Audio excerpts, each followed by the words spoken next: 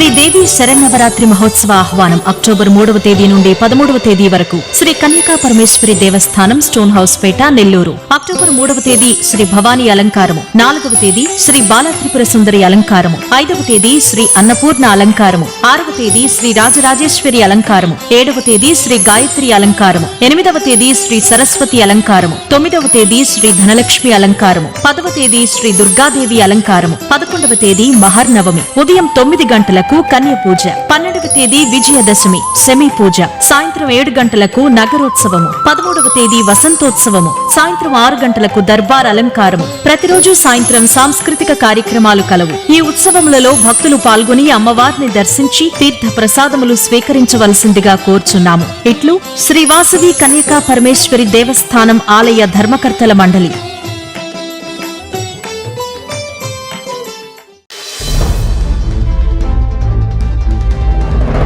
Nellore ZP కార్యాలయంలో ZP chairperson Anam Arunamma media సమావేశం నిర్వహించారు.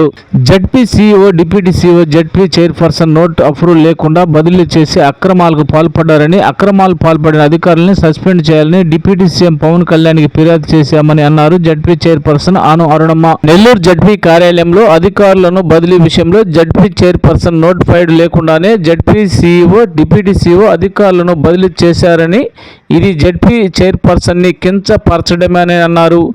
గతంలో ఎన్నడూ లేని విధంగా అధికారులను తమ ఇష్టానుసారంగా వ్యవహరిస్తున్నారని, ఇది మంచి పద్ధతి కాదని అన్నారు. తక్షణమే జడ్పీ సీఈఓ, డిప్యూటీ సీఈఓలపై చర్యలు తీసుకోవాలని ఆనం అరుణమ్మ కోరారు.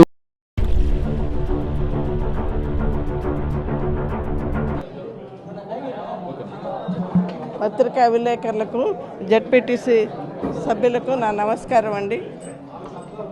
జిల్లా ప్రజా పరిషత్ అధికారుల బదిలీ విషయంలో సీఈఓ గారు, డిప్యూటీ సీఈఓ గారు కొంచెం అక్రమాలకి పాల్పడ్డారు. జడ్పీ చైర్పర్సన్ గారి నోట్ అప్రూవల్ లేకుండా ఎంపీడీ వాళ్ళ వరకు వాళ్ళు నోట్ అప్రూవల్ చేసి తీసుకొని మిగతా ఏఓలది, సీనియర్ ఏవో పరిపాలన అధికారులది, సీనియర్ అసిస్టెంట్ది, జూనియర్ అసిస్టెంట్ది, అటెండర్లది ఎవరిది నా నోట్ ఫైల్ లేకుండా కొన్ని వాళ్ళు తారుమారు చేసి వాళ్ళు సంతకాలు పెట్టి జడ్పీ చైర్పర్సన్ నోట్ ఫైలు అవసరం లేదని చెప్పి వాళ్ళు సీక్రెట్గా అక్కడ పెట్టేసి మేము 2వ తేదీ దాకా రిలీవ్ అవ్వమని చెప్తూ నోట్ ఫైల్ ఇదిగో తెస్తున్నాం, అదిగో తెస్తున్నామని ఇట్లనే తాచారం చేసేసి 27వ తేదీ ఉన్నట్టుండి వాళ్ళు రిలీవ్ అయిపోయినారండి. కలెక్టర్ గారు కూడా మీరు ఎక్కడికి పోతారు, 2వ తేదీ వరకు ఉంటారు కదా అని అన్నారు. అయినా వాళ్ళు పైనుంచి సీఈఓని, డిప్యూటీ సీఈఓని రమ్మని చెప్పి వీళ్ళు రిలీవ్ అయ్యి కలెక్టర్ దగ్గర అప్రూవల్ తీసుకొని వెళ్ళిపోయినారు. అప్పుడు మేము కలమెలుక్కొని వీళ్ళు ఏంది ఇట్లా జడ్పీ చైర్పర్సన్ సంతకు నోట్ ఫైల్ లేకుండా వీళ్ళు ఎట్ట ఇస్తారు అని చెప్పి మేము కలెక్టర్ దగ్గరికి, డిప్యూటీ సీఎం పవన్ కళ్యాణ్ గారికి, కమిషనరేట్లో ఆయన కమిషనర్కి అందరికీ మేము అర్జీలు పంపించడం జరిగిందండి. దీని మీద వాళ్ళు తగిన చర్యలు తీసుకోమని చెప్తున్నామండి. సీఈఓ గారిని, డిప్యూటీ సీఈఓ గారిని, ఇక్కడ అధికారులని నోట్ ఫైల్ మీద ఎవరైతే సంతకం పెట్టారో మాకు తెలియకుండా వాళ్ళందరినీ మేము తగు చర్యలు తీసుకోమని చెప్పి కఠిన శిక్ష చేయమని చెప్పి చెప్తున్నామండి. వేరే చైర్మన్లకు కానీ ఎవరికి కూడా ఇట్లా జరగకూడదని చెప్పి చెప్తున్నాము. అసలు నోట్ ఫైలే పెట్టలేదండి, ఫోర్జరీ కాదు, నోట్ ఫైలే పెట్టకుండా ఒక ఎంపీడీ వాళ్ళ వరకు పెట్టించుకొని మిగతా వాళ్ళకి ఎవరికి పెట్టించుకోకుండా వాళ్ళే అప్రూవ్ చేసిపోయినారు.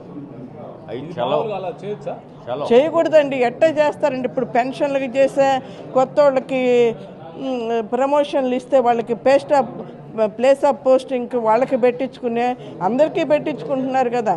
ఇప్పుడు పెన్షన్దారులకు పెట్టిస్తుంటారు. ఏది కదలాలన్నా చైర్మన్ గారు నోట్ ఫైల్ అప్రూవల్ కావాలి కదా, లేకుంటే నేనెందుకు చెప్పండి.